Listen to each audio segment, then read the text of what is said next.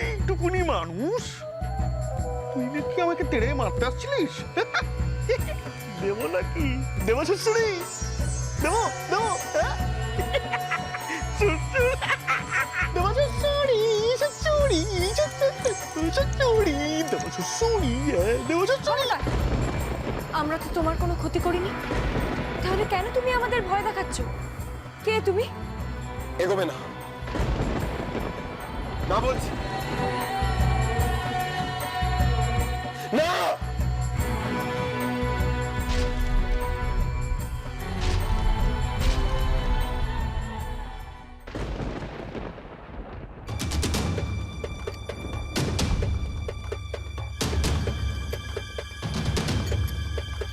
প্রণাম মহারাজ।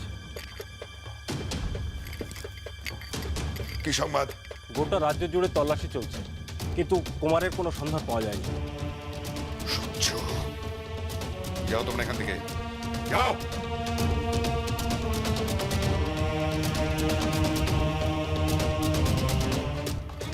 আমার জন্য কুমারের এই বিপদ হলো, আমার জন্য। দিদি আমার লক্ষ্মী দিদি, আমার লক্ষ্মী দিদি, এরকম ভাবে কেঁদো না দিদি।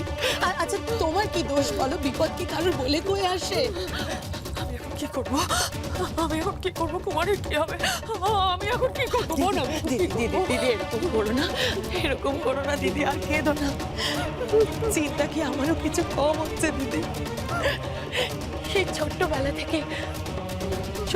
থেকে কুমার আমার কাছে মানুষ হয়েছে।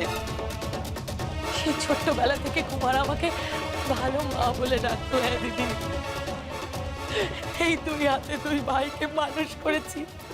হ্যাঁ দিদি, আমি হাতে করে না খাওয়ালে কুমারের তো খাওয়ারই রুচতো না, আমাকে জড়িয়ে ধরে শুতো কুমার।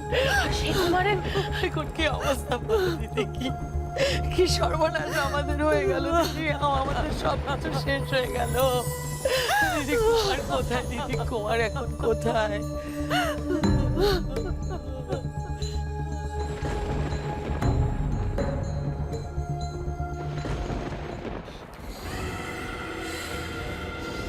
কুটিমা, শয়তান আয়না ওই যে গিয়ে সেঁধুলো, তার তো আর কোনো সারা শব্দ পাচ্ছি না।